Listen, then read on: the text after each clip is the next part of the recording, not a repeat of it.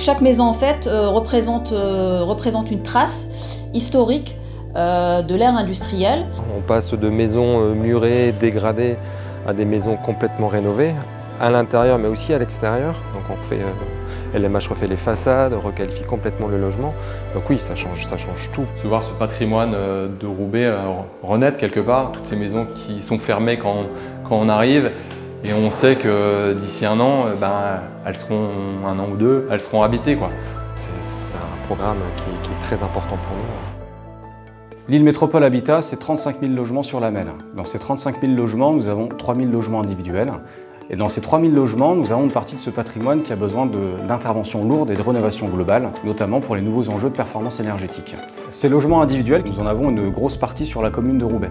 Historiquement, LMH réhabilitait ces logements au cas par cas. La problématique de cette manière de fonctionner, c'est que nous arrivons à des délais très importants pour les régler, des coûts importants, mais également des phasages complexes en travaux. C'est la raison pour laquelle LMH a décidé de lancer une massification de la réhabilitation de son patrimoine diffus, donc de ses logements individuels, en constituant une équipe de maîtrise d'œuvre qui viendra intervenir sur un pool de logements dans un périmètre géographique proche. L'intérêt d'intervenir en massifiant nos interventions avec une seule et même équipe de maîtrise d'œuvre, c'est bien de profiter d'une optimisation des délais.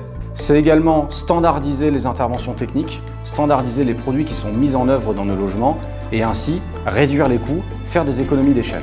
Chaque projet, chaque maison est unique. Quand on rentre dans la maison, elle est dans son état on va dire d'origine. En tout cas, on n'a pas forcément toutes les informations. On commence par une phase de curage. Et à la fin de la phase de curage, on peut découvrir des problématiques de fissuration, des problèmes qu'on n'aurait pas anticipés. Ensuite, on intervient sur l'enveloppe, donc la toiture. Et ensuite, on a le gros œuvre étendu qui arrive. Donc là, c'est l'entreprise Léon Gross qui va venir coordonner d'abord sur tout ce qui est reprise structurelle, passage d'assainissement, etc. Reprise de plancher, et ensuite elle coordonnera ses travaux avec le plaquiste, l'électricien, le CVC et puis tous les lots de finition. Chaque maison représente une trace historique de l'ère industrielle avec des spécificités dans les façades que nous voyons de l'espace urbain qui donnent vraiment une dimension humaine à chaque maison. L'objectif était vraiment de concilier l'ancien et le nouveau. Il fallait absolument qu'on comprenne en fait chaque maison, et ça a été fait évidemment avec le groupement. Par rapport aux aménagements et aux projets architecturaux, on travaille évidemment au sein du groupement à comprendre à travers le DIAG chaque spécificité, chaque morphologie de maison, qui nous a permis évidemment de proposer un projet qui répond au mode de vie actuel. Ensuite, au fil de l'eau, on propose un projet architectural à la maîtrise d'ouvrage. Il n'y a pas une maison qui ressemble à l'autre. Les configurations techniques, architecturales, urbaines sont très variées, ce qui nous permet d'engranger des informations, d'essayer vraiment de comprendre ce patrimoine. Il y a un certain nombre de logements qui étaient squattés ou potentiellement squattés, problématiques d'insécurité, des problématiques aussi d'entretien du bâti, et ça peut avoir des répercussions sur le logement voisin. Donc oui, non, c'est un programme qui est très important pour nous. Le sujet de la vacance des logements, c'est un sujet majeur pour la ville de Roubaix, pour nos élus. Il y a avant tout une nouvelle offre de logements pour notamment des familles, parce qu'il y a beaucoup de maisons individuelles, des grands logements. C'est très demandé à Roubaix, donc ça permet de reloger ces familles qui sont en demande depuis de très nombreuses années.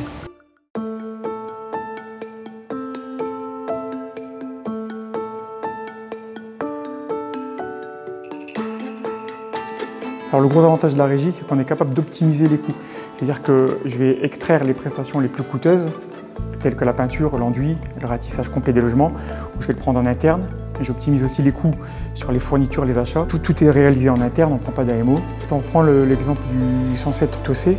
En fait, c'est une maison qui a été abandonnée depuis une dizaine d'années, où on avait un problème de toiture, ce qui a généré des grosses complications telles que mérules, effondrement de la charpente, effondrement du plancher. De ce fait, on a d'abord lancé un diagnostic RAT pour être certain de travailler dans les meilleures conditions. Ensuite, on a lancé notre DPE.